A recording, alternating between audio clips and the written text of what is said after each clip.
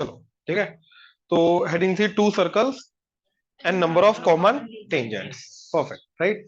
तो case one, दो circles अलग अलग प्रेजेंट है। केस टू, ये एक सर्कल को इधर ही रखा, एक को थोड़ा पास लेके आए, तो क्या करेंगे, एक्सटर्नली टच करेंगे। ठीक है। केस थ्री, थोड़ा और अंदर लेके आए तो इंटरसेक्ट करेंगे। केस फोर, थोड़ा और अंदर लेके आए तो इंटरनली टच करेंगे। राइट। केस फाइव, नहीं, एक सर्कल दूसरे के अंदर, तो वो सेंटर सेम हो भी सकता है बट एक सर्कल दूसरे के अंदर नहीं करता है। वो जो सेंटर सेम कंसेंट्रिक सर्कल वाले की बात करो वो स्पेशल केस हो जाता है इसी का। ये क्लियर है? राइट। अब इसके नीचे सबसे पहले लिखो direct common tangent,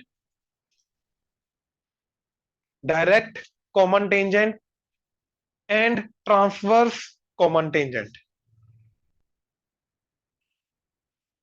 direct common tangent and transverse common tangent. ठीक है। डीसीटी, टीसीटी, ठीक है ना। Direct common tangent DCT short form इसका, एंड ट्रांसवर्स कॉमन टेंजेंट का टीसीटी। ठीक है। अब if centers of the circle, if the center of the circles lies same side of tangent, if center of the circles lies same side on the tangent, same side of the tangent, then it is DCT.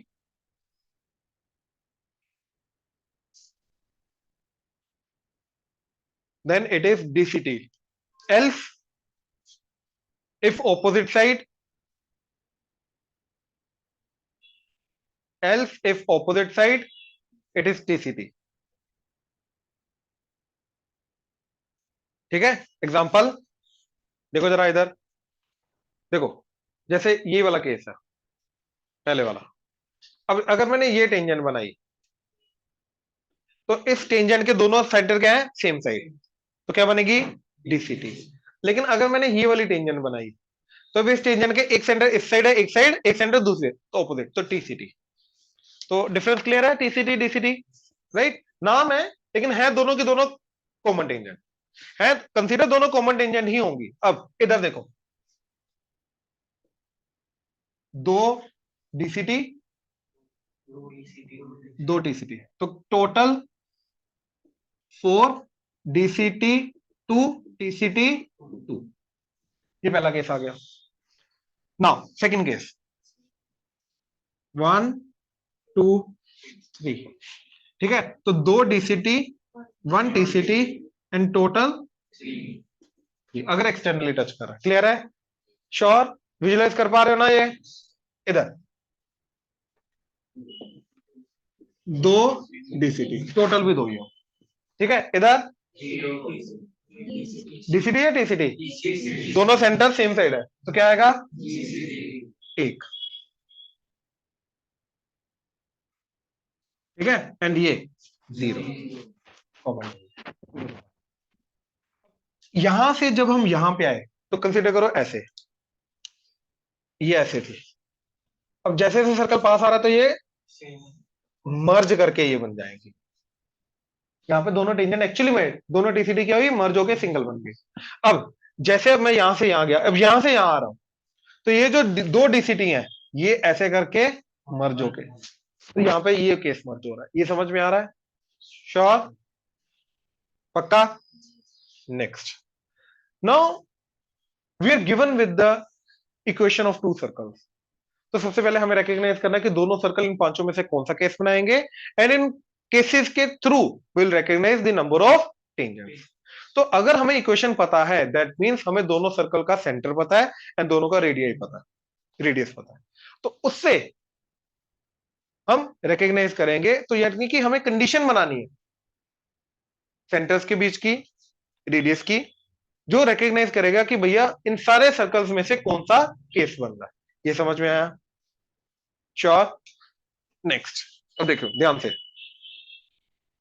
जैसे सबसे पहले मैं इस case की बात करता हूं, चलो पहले इस केस की बात करते हैं। ये centre C1, centre C2। Late से इन दोनों के बीच का डिस्टेंस है D। दो सेंटर्स के बीच का डिस्टेंस क्या है? D। अब क्योंकि एक्सटर्नली टच कर रहे हैं, तो ये जो डिस्टेंस है, ये रेडियस 1 एंड रेडियस 2 के सम के बराबर होना चाहिए, राइट? तो अगर C1 C2, that means distance between the two centres is equal to R1 plus, तो भैया एक्सटर्नली टच करेंगे, and number of common tangents 3। एक TCD, दो DCD। आई होप ये चीज क्लियर हुआ। श्योर? पक्का? नेक्स्ट, अब देखो यहां से यहां पे पहुंचना है, तो एक सर्कल को वहीं रखा, दूसरे सर्कल को थोड़ा सा दूर ले गया। अब यार ये सोचो, जब मैं एक सर्कल को थोड़ा सा दूर लेके गया, क्या दोनों के रेडियस चेंज किए? नो, रेडियस उतना ही है, सर्कल को चेंज नहीं कर रहा मैं। तो क्या चेंज हुआ? दोनों के सेंटर के बीच का डिस्टेंस बढ़ गया। तो जब यहां पे अब मैं वो सी चीज देखूंगा, तो R1 R2 उतना ही, यानी कि ये उतना ही रहा, लेकिन ये बढ़ गया। तो जब मैं यहां से ऊपर गया तो ये बढ़ गया, तो मतलब मेरा क्या केस बनेगा? C1 C2 is greater than R1 plus. बात खत्म। तो दोनों सेंटर्स के बीच का डिस्टेंस अगर दोनों के रेडियस से बड़ा है, तो दोनों एक्सटर्नली लाई करेंगे दूसरे के, नो टचिंग नो कटिंग, तो नंबर ऑफ कॉमन टेंजेंट 4। अगर R1 plus R2 C1 C2, तो externally touch. I hope clear हुआ। अब सोचो ये थोड़ा सा अगर पास आया, तो ये केस बनेगा। अब ये थोड़ा सा पास आने का मतलब C1 C2 कम हो जाएगा, लेकिन R1 R2 उतना ही रहेगा। तो इसकी कंडीशन आ गई, C1 C2 is less than R1 plus R2। कोई डाउट? श्योर? तनवीर, क्लियर है? अब सोचो, अब ये वाला केस देखो, ये C1, ये C2 ऐसे करके ज्वाइन हुआ, ये बना R1, ये बना R2। तो ये C1 C2 जो है, ये इन दोनों के बीच का डिस्टेंस था। तो इस केस में आएगा C1 C2 is R1 minus R2 का मोड, क्योंकि हमें नहीं पता कौन सा बड़ा कौन सा छोटा है, करना बड़ा माइनस छोटा है, राइट? तो C1 C2 डिस्टेंस है, तो R1 माइनस R2 का मोड। अब ये सोचो, इससे थोड़ा सा अगर मैं सर्कल को बाहर लेके गया, तब भी ये केस बनेगा। तो ये केस बनने के दो केस तरीके हैं, एक इंटरनली टच करने से थोड़ा सा सर्कल बाहर लेके जाओ, या एक्सटर्नली टच करने वाले केस से थोड़ा सा सर्कल यहां से जब थोड़ा सा अंदर आए, तो ये कंडीशन आ गई। अब इसको अगर मैं थोड़ा सा बाहर लेके जाऊंगा, तो C1 C2 बढ़ेगा किससे? R1 माइनस, तो C1 C2 बढ़ जाएगा, तो C1 C2 बढ़ेगा किससे? R1 माइनस R2 के। तो ये कंप्लीट कंडीशन आई एक्चुअली में इस केस की, ये समझे? क्योंकि ये केस जो है, इन दोनों के अंदर अंदर लाई करता है, तो इस केस की कंडीशन ऑब्वियसली दोनों से बन के आएगी हमारे पास, एक से नहीं आएगी। तो इससे हमने बनाई, थोड़ा पास लेके गए, C1 C2 कम हो गया R1 प्लस R2 से, C1 C2 लेस देन हो गया R1 प्लस R2 से। यहाँ पे C1 C2 बढ़ जाएगा R1 minus R2, C1 C2 greater than R1 minus R2। हमारे पास टोटल 4 कंडीशन आ गई। क्लियर है? श्योर? अब इस केस को अगर मैं थोड़ा सा और अंदर लेके गया, तो ये केस बन जाएगा। तो अंदर लेके जाऊंगा तो C1 C2 कम हो जाएगा, तो C1 C2 अगर लेस देन है R1 माइनस R2 के मोड से, तो ये वाला केस बनेगा। तो अगर अब हमें दो सर्कल्स की इक्वेशन दे रखी है, तो हम दोनों का सेंटर रिकॉग्नाइज कर सकते हैं, सेंटर्स के बीच का डिस्टेंस आ जाएगा, दोनों का रेडियस आ जाएगा, हम देखेंगे कौन सी कंडीशन मैच कर रही है, उसके अकॉर्डिंगली सर्कल का केस आ जाएगा, उसके अकॉर्डिंगली हमारे पास टोटल नंबर ऑफ टेंजेंट्स आ जाएंगी, कौन सी टेंजेंट है, कौन सी कितनी कॉमन टेंजेंट, सब आ जाएगा। क्लियर हुआ? अच्छा, अब इधर चलो ए इसके बाद कराता हूं, पहले पांचों केसेस नोट करो।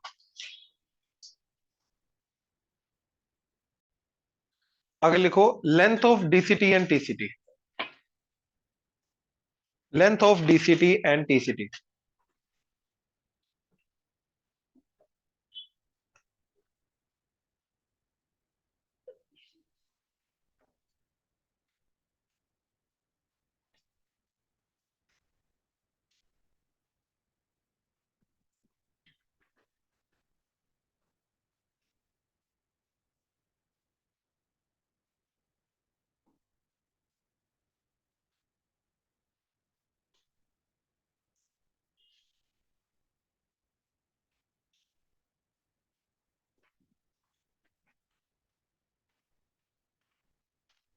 देखो,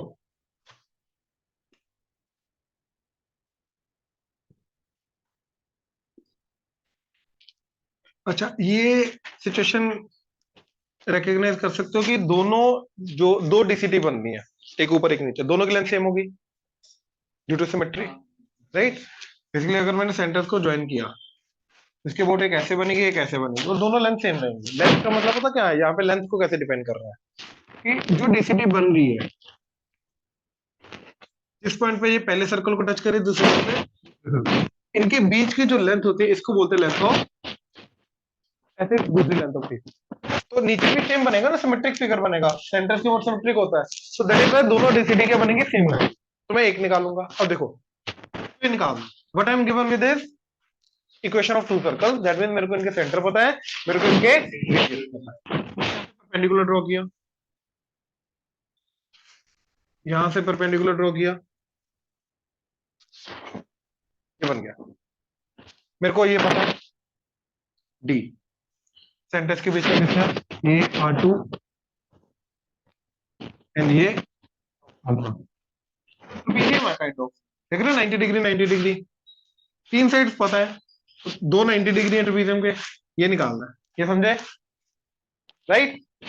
निकालने का तरीका मैंने क्या किया, इस साइड के पैरेलल साइड बनाई इस पॉइंट से,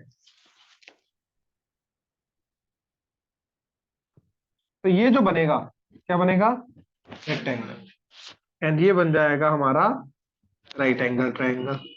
अब देखो, मान लो ये x है या l है जो निकालना है, ये भी l है जो निकालना है, ये R2 तो ये भी R2, तो ये जो बचा ये क्या आ गया, R2। तो इस एंगल के अंदर मेरे को हाइपोटेन्यूज भी पता है d, distance between the two centres, ये लेंथ भी पता है R1 माइनस R2, और ये लेंथ निकालना है, तो L square plus R1 minus R2 का स्क्वायर इज, तो L आ गया D square minus R1 minus R2 का स्क्वायर अंडर द, ये आ गई डीसीटी की लेंथ। आई होप क्लियर हुआ। सेंटर्स गिवन है तो दोनों के बीच का डिस्टेंस तो निकाल ही सकते हैं, डेल्टा एक्स का स्क्वायर प्लस डेल्टा वाई का स्क्वायर अंडर द रूट। दोनों सेंटर गिवन, सर्कल की इक्वेशन गिवन है तो सेंटर गिवन है,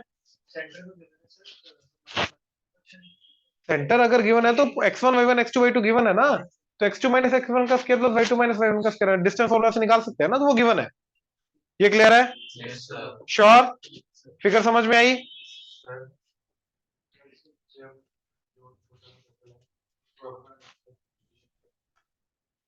ऑब्वियसली चेंज होगी, इसको नीचे, सर्कल को नहीं नीचे शिफ्ट करा मैं, पहली बात तो मैंने सर्कल को नीचे शिफ्ट किया ना, तो वो तो केस ही अलग हो जाएगा ना, सर्कल चेंज कर जाएगा, सर्कल की इक्वेशन चेंज कर देगी, सेंटर चेंज कर जाएगा, तो दोनों के सेंटर्स का बीच का डिस्टेंस चेंज कर जाएगा, तो ऑब्वियसली चेंज हो जाएगा ना, लेंथ चेंज हो जाएगी, ऑब्वियसली सब चेंज होगा, ठीक है ना। अब टीसीटी की लेंथ निकाल दें, देखो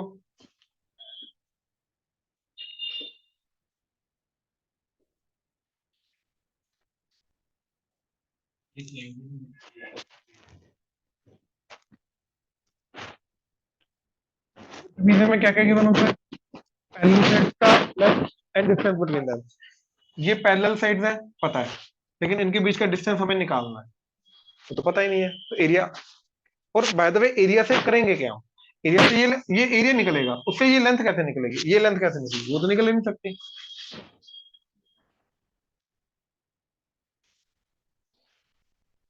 इसको ना थोड़ा सा फ्लिप कर लो, तो ये बन जाएगा ऐसा,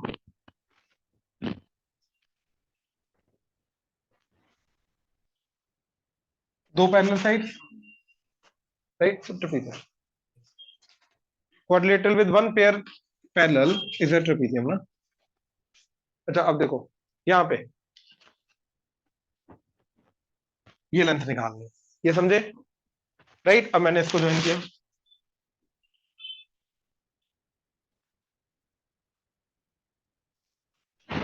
ठीक है। अब C1 C2 अगेन, ये आ गया D, अपने को पता है, ये क्लियर है। अब इस केस में हम जैसे अंदर की तरफ बनाते हैं, इस केस में एग्जैक्टली ये जो लाइन है ना जो हमें निकालनी है, इसके पैरेलल लाइन लगाएंगे C1 से, फिर इसको एक्सटेंड कर देंगे, अब ये क्या बन जाएगा, रेक्टेंगल। तो ये निकालना है, मतलब अपने को ये निकालना है, राइट। ये R1, तो मतलब ये R1, एंड ये R2। ये sir second sir, situation clear है, श्योर। देख लो, अब ये बड़ा वाला रेक्टेंगल ट्रायंगल बना, राइट। इन दैट केस ये लेंथ हमने को पता, दैट इज डी। ये निकालना है, और ये लेंथ क्या आ गई, R2 प्लस R1। तो D square is equal to R2 plus R1 का स्क्र प्लस, तो L आ गया हमारा D square minus R2 plus R1 का स्क्र। तो माइनस है, सेम फॉर्मूला ऑलमोस्ट, यहाँ पे माइनस है तो डीसीटी, प्लस है तो टीसीटी। ये क्लियर है, श्योर। अब इसका एक special case, if circles touches each other externally,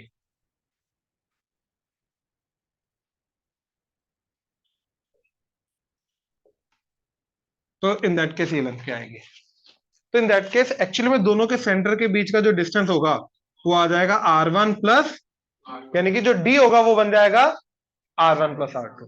तो इसी फॉर्मूला के अंदर हमारा D क्या बन जाएगा, R1 प्लस R2। तो L would be equal to square root of minus R1 minus R2 का, that is equal to R1 square plus R2 square plus 2R1 R2 minus R1 square plus R2 square minus 2R1 R2। ये कटेगा, ये कटेगा, ये बन जाएगा square root of 4R1 R2। ये बन जाएगा डेंसिटी की लेंथ, अगर दोनों एक्सटर्नली टच कर रहे हैं। ये समझे। अब जो पांचों केसेस हमने किए, ध्यान से देखना। पहला केस, इसके अंदर टीसीटी निकाल सकते हैं, लेंथ फॉर्मूला आ गया, डीसीटी निकाल सकते हैं, फॉर्मूला आ गया, क्लियर है। अब ये वाला केस, इसके अंदर डीसीटी निकाल सकते हैं, टीसीटी की तो लेंथ पॉसिबल ही नहीं है इन दैट केस। क्यों, क्योंकि ये जब दोनों सर्कल मर्ज कर जाएंगे, टच करेंगे, ये जो दोनों पॉइंट्स हैं ये पॉइंट मर्ज कर जाएंगे, तो इन दैट केस डीसी की लेंथ हम नहीं निकाल सकते। तो इस केस में डीसीटी निकाल सकते हैं, उसका ये फॉर्मूला लगेगा, भैया हमने क्या, ये 4R1 R2 का स्क्वायर रूट। ये समझे, ये समझ आ रहा है टीसीटी क्यों नहीं निकाल सकते। कंफ्यूजन है तो बोलो। देखो जैसे जैसे सर्कल पास आएंगे, ये था, ये थोड़ा और पास आया तो ये थोड़ा और पास आया, तो ये थोड़ा और पास आया, तो ये थोड़ा और पास आया, तो ये दोनों पॉइंट्स जो है, ये दोनों पॉइंट्स आपस में मर्ज हो जाए, तो लेंथ तो बचेगी नहीं, जीरो हो जाएगी। इसलिए यहाँ पे टीसीटी नहीं निकाल सकते। टीसीटी पॉसिबल है लेकिन उसकी लेंथ पॉसिबल नहीं, क्योंकि दोनों सर्कल को सेम पॉइंट पे टच कर रहा है। यहाँ पे दोनों सर्कल को अलग पॉइंट पे टच कर रहा था, उन दोनों के बीच का डिस्टेंस को टीसीटी की लेंथ बोलते थे। लेकिन जब वो एक्सटर्नली टच करेगा तो दोनों पॉइंट मर्ज कर जाएंगे, तो दोनों टचिंग करने वाले पॉइंट सेम अगर है तो उनके बीच में लेंथ बचेगी नहीं। ये क्लियर है। नेक्स्ट, बोला इधर देख, मत कर। अब ये वाला केस, राइट, इस केस में भी डीसीटी निकाल सकते हैं, टीसीटी तो पॉसिबल ही नहीं है। डीसीटी निकालने का फॉर्मूला सेम। अब जब इंटरनली करेंगे तो अब ये जो दोनों पॉइंट है, ये दोनों पॉइंट भी मर्ज हो, तो डीसीटी की लेंथ जीरो, निकाल नहीं सकते, मतलब जीरो है कहने का मतलब। और टीसीटी तो पॉसिबल ही नहीं है, तो हर एक केस में डीसीटी टीसीटी की लेंथ जिसमें पॉसिबल है निकाल सकते हैं। क्या आएगी, जीरो आएगी, नॉन जीरो आएगी, समझे, हो जाएगा। ये वाला केस में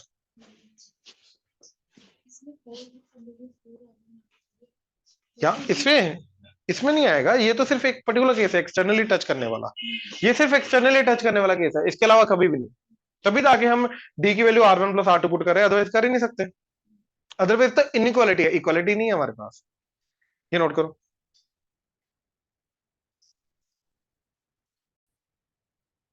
ठीक है। लिखो क्वेश्चन, सर्कल है X square plus Y square -2x -1 equal to 0। ठीक है, circle one basically X square plus Y square -2x -1 equal to 0। Second है X square plus Y square -2y -7 equal to 0। Number of common tangents, case कौन सा, पहली बात तो number of common tangents कितनी है, एंड जो की लेंथ पॉसिबल है वो।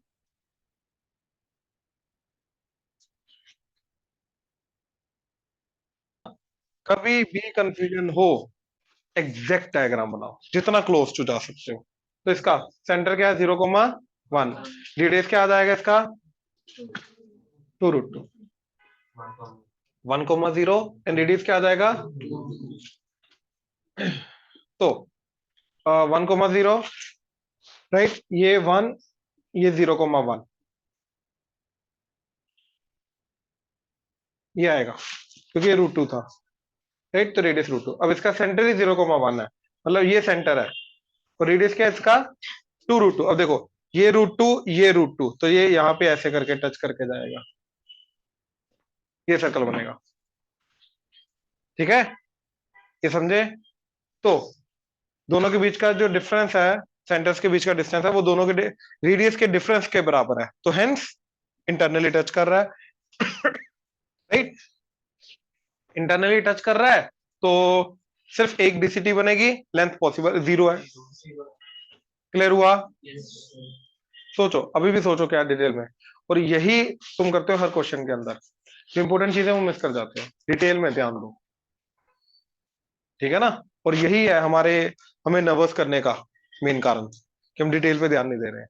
क्या चीज में दिक्कत आई, क्या क्यों नहीं कर पाए, हमें दोनों हमें दोनों का सेंटर निकालना था, दोनों के सेंटर का डिस्टेंस निकालना था, निकाला, निकाला, दोनों का रेडियस निकाला, तो दोनों का डिफरेंस डिस्टेंस के बराबर आ रहा था, फिर क्यों नहीं हो पाया, क्या कारण है,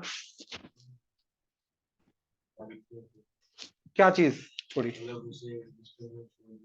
डिस्टेंस निकाला नहीं ना दोनों के सेंटर का, दोनों के सेंटर्स के बीच का डिस्टेंस निकाला, क्यों नहीं निकाला, जब सारे जितने भी 5 केसेस के उनके अंदर हमने क्या क्या किसको कंपेयर किया, C1 C2 को, R1 R2, फिर C1 C2 क्यों नहीं निकाला, फिर उसके बिना कैसे गैस कर सकते हो, क्यों ऑब्जर्व करके भाई, क्यों, जो फॉर्मूला दिया है, जो कंडीशन दिए हैं उनको सेटिस्फाई करो ना, फिर जाके पता चलेगा,